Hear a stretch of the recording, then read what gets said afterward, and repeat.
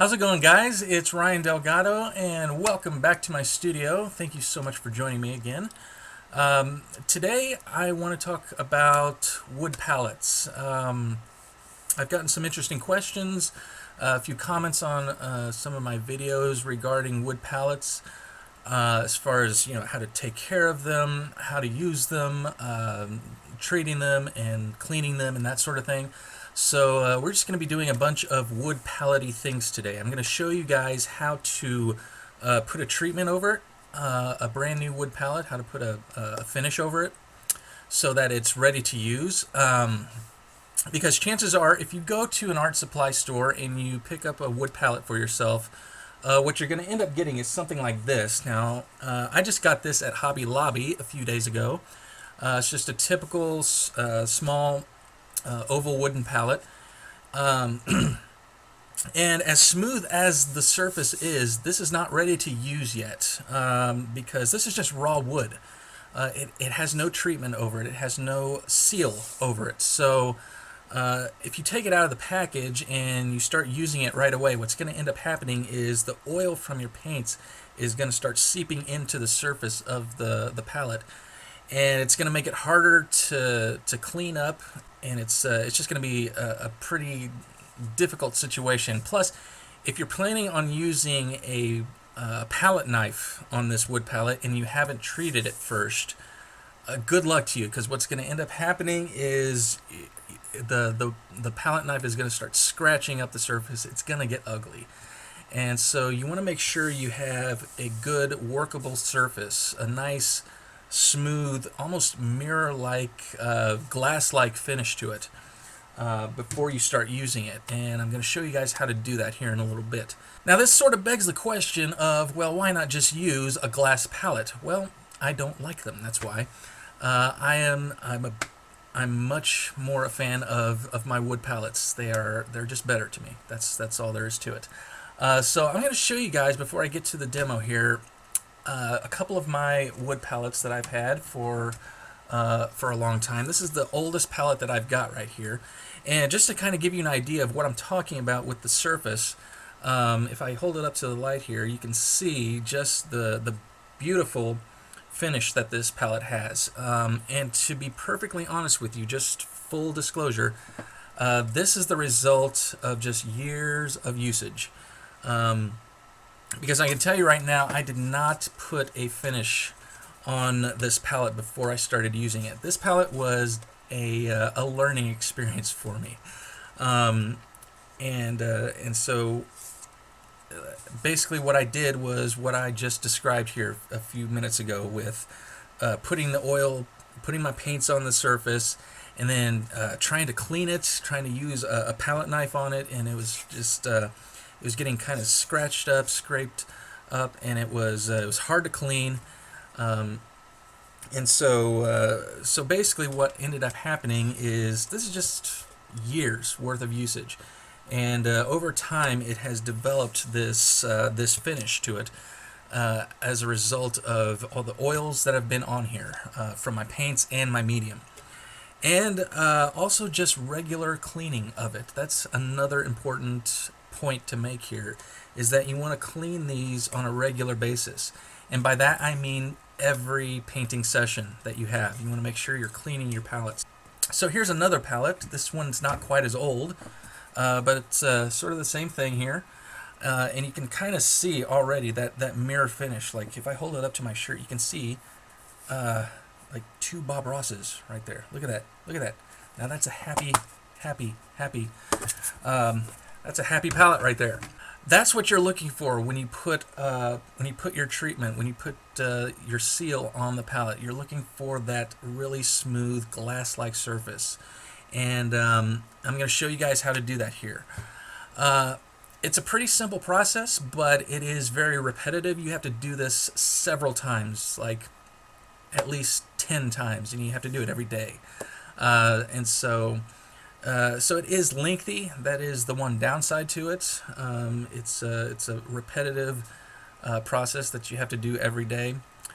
So I'm just going to show it to you once and just let you know that this is something you have to do on a daily basis until you get that nice finish to it. Now, the one exception to this is if you want to spend a little extra money and buy yourself a one of these guys. This is a New Wave palette. And this was a gift to me for Christmas, so I've only had this for a few months, for about 6 months, 7 months. And so this is what a New Wave palette is when you first get it. It already has a finish on it, and so it's ready to use as soon as you get it. It's got a nice, just smooth, satiny type of finish on it. But this is the back side of it. And if I show you the front side where I actually have my paints on it, you can already see just after a few months, look at that, a double Bob Ross here. It's already got a nice mirror finish to it, a nice smooth glass-like finish to it. And this, again, this comes with the initial finish that was over it and usage. So the more you use a wooden palette, the more you get this nice smooth finish to it. And so it's basically like working with a glass palette, except it's better. And the one thing about New Wave palettes that I love is, for one thing, they're really nice, lightweight. You wouldn't think by looking at this that it's as lightweight as it is, but it's got a perfect balance to it, and that's how they're designed. So that's also important when you're selecting a wood palette, is to think about the weight of it, the balance of it, and just how it feels in your hand. And you can't really go wrong with New Wave. These are really nice. But if you want to buy just a regular wood palette, again, that's one thing to keep in mind, is to make sure that it's nice and has a comfortable feel to it. And the reason I wanted a New Wave palette, because this was the palette I was using for a long time. And as nice as it is, it's got a nice surface. I had to treat this surface as well. And it's got plenty of space on it. It's got all the space that I really need to do any of my paintings, but it's not comfortable at all. It's very heavy. A lot of the weight is right here on my thumb, on this this portion of my thumb, and so it's really uncomfortable to hold this palette for long periods of time. So anyway, let's go ahead. I want to show you guys this demonstration, how to prepare the surface for this palette for using, and I also want to talk a little bit about cleaning your palette as well. So let's go over here and let me show you how to put a finish on your brand new wooden palette. Alright, so here we are. Got my wood palette right here. Let me just show you some of the materials that you're going to need. First of all, some gloves, because you're going to be working with linseed oil here, which, by the way, is right here. This is just typical refined linseed oil. This is just painting medium that I have. But you can also use just boiled linseed oil that you buy at a hardware store. That is perfectly fine. I just happen to have this, so that's what I'm going to use. Got a piece of sandpaper right here and a few rags, and just a plastic cup right here that I'm going to use to put the palette on, because I'm going to treat both sides of it. So I just want to have that to stand the palette on. So we're just going to start off by sanding the surface here. And basically what this does, it kind of opens up the pores a little bit more. Plus it also smooths out the surface just a little bit more as well. This is just 100 grit.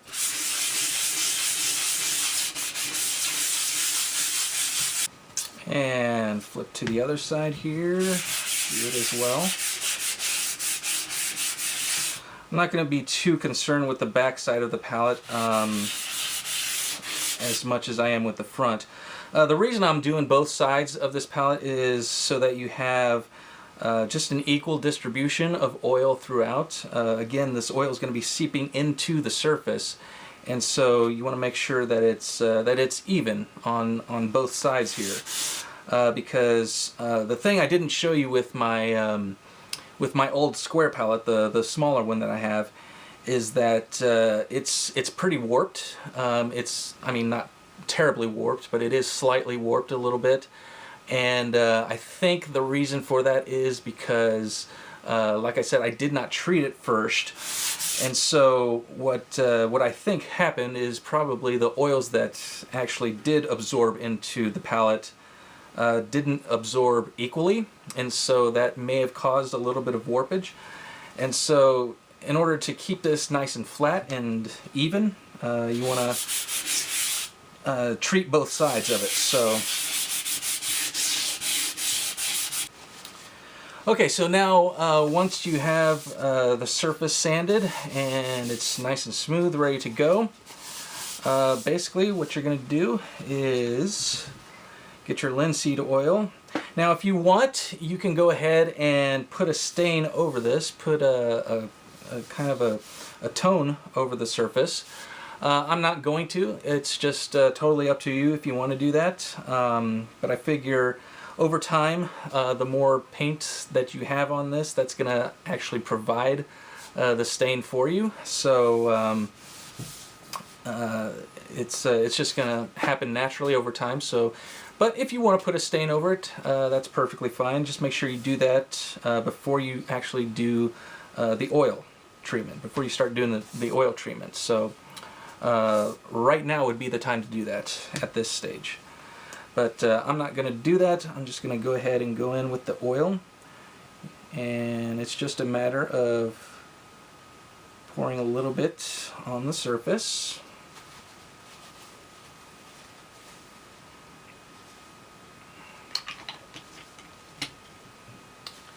And just starting to rub that in.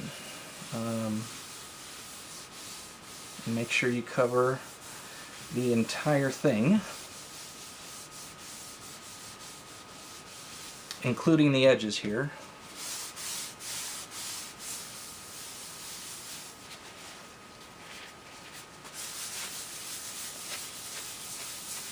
And really kind of work it in. Make sure you get that oil into those pores.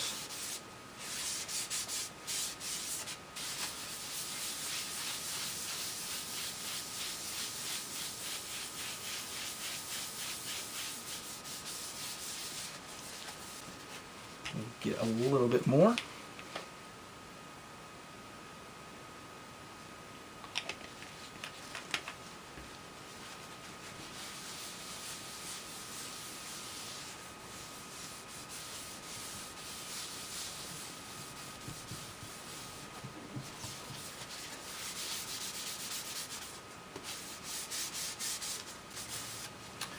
All right, that looks good for the front side.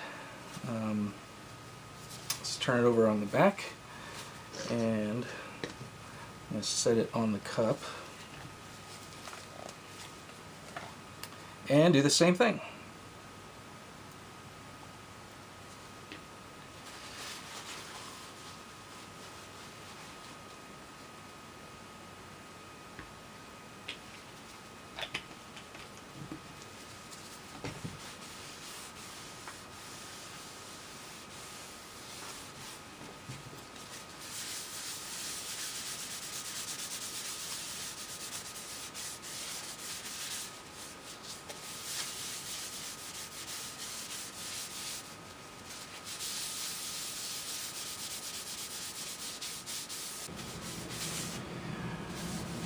Alright, and once you think you've got it nice and evenly distributed on both sides, I'm just going to set it right up here on the cup and let it sit there for about 24 hours and just basically do the same thing again tomorrow, and probably keep doing it for at least 10 days, I would say, until, like I said, until you get the finish that you want with it. Now, one thing I want to mention, again, this is an important safety thing, is what to do with your oil-soaked rags. What you do not want to do is just throw these out in the trash as is, because what happens with oil-soaked rags like this is they may have a tendency to combust, to spontaneously combust, because what happens with the oil as it dries and goes through the oxidation, heat starts building up in these rags, and it is very possible that they could catch fire. So before I throw these out, what I'm going to do is just soak them in water. Just stick them in a cup like this with water and just let them soak before I throw them out. So you want to make sure you do that. But yeah, that is basically it. That's basically the process. It's pretty simple, like I said, except that it's really repetitive. So you have to do this several times, and that includes sanding the surface as well. But as you go along, you can start using a finer grit. You don't have to use the same grit of sandpaper every time. You can start using a finer grit the more you go along. So that's pretty much it for that, and hopefully in another week or so, or couple of weeks, this palette will be nice and shiny and ready to use. So let's go ahead now and talk a little bit about how to clean these palettes. Alright, so you've just had your painting session and you have a dirty palette. So let me go ahead and show you how I clean it off. The first thing I do here is I take a look at my clean colors. And that's basically colors that are still usable, that I can still use in the future if I want to. And what I'll do is I'll scrape off as much of the clean color as I can get. If I get a little bit of the contaminated stuff, it's not that big a deal, but I like to save what I can. So I'll just take whatever's clean and kind of put it in one of these little containers. And so if I have some clean white here, I'll put it in my little white container, and the yellow ochre, and so on. And because I got quite a bit of clean color right here. But anyway, that's what I'll do with all the clean stuff. I'll take a look at what I've got and what I can use. See, right here I've got some red here, but it's pretty dirty. I probably won't save any of this. Actually, I'm not going to save any of these because these are just really cheap oils that I had lying around. So I just wanted to do this for the demonstration. So none of these are going to be kept. But one thing I do like to do, let's just say I've cleaned up all my clean colors here. One thing I do like to do is take a look at what I have on my palette, all the dirty mixes that I've got. And what I'll do is kind of scrape it all up like so. Just scrape everything that I've got here and kind of put it all into one pile and mix it up and just see what I end up with. Because one of the things I like to do is save what I call the mud colors. And the mud colors are basically everything on your palette mixed together like this. And sometimes it ends up being something kind of useful that I might want to use in a future painting. Particularly if it comes out like an earthy green color. I like to save those for like future landscape paintings. Or if it's like a, I don't know, just a pinkish kind of color. If it looks fairly usable, if it looks like something I might use in a future painting, then I'll probably hold on to it. And save it for a future painting, because I like to recycle like that. So This is just kind of a neutral dark gray color, because this black is really strong, and so it overtakes everything. So this might be something that I would hold on to for future use. You never know. But I'm not going to, like I said, because this is just cheap oils that I'm not ever going to use. But yeah, if it does end up being something that I would use for a future painting, then I'll save it.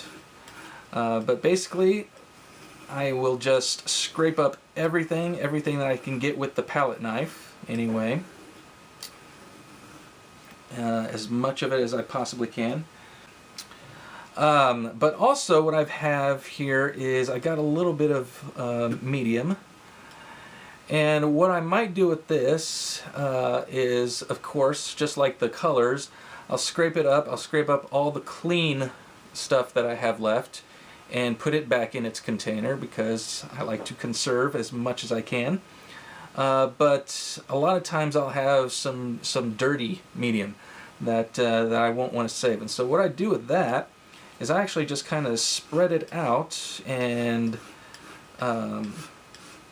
scrape it along the dirty part of the palette here.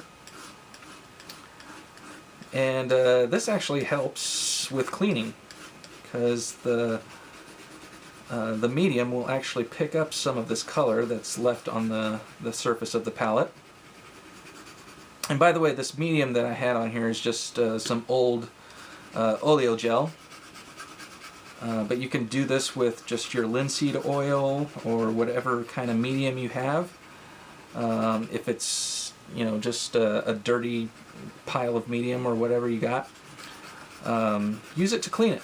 Use it to clean the palette. And just kind of go along the surface of the palette with your palette knife. Again, this is something I could not do if this palette was not treated. If it didn't have a finish over it, I would not be able to do this as well with this palette knife, because it would be scraping up the palette pretty badly. So just kind of scrape that up and wipe off the knife, and take the rag and wipe off the excess.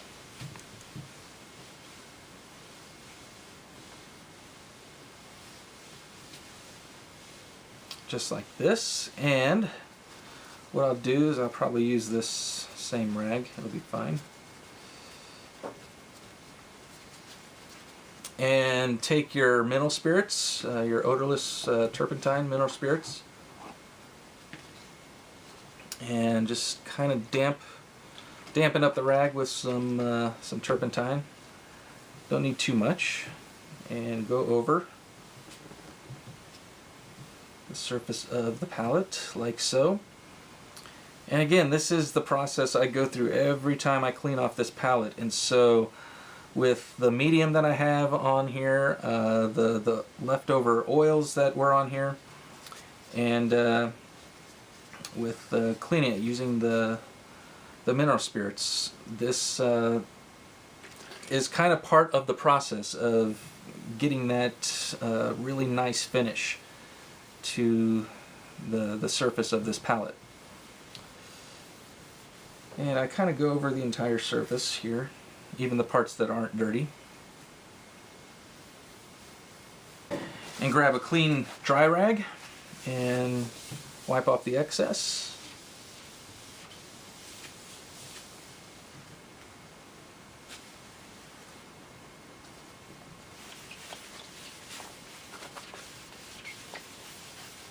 And that is pretty much it. That's how I clean my palettes. Just let this set aside and dry, and it'll be ready to use for the next painting session. So there you go. Thank you guys so much for watching all of this. Hope you guys learned something about how to treat, how to take care of your wooden palettes, and how to clean it, of course. So yeah, thank you so much for joining me, and I will see you guys in the next one. So take care and God bless you guys.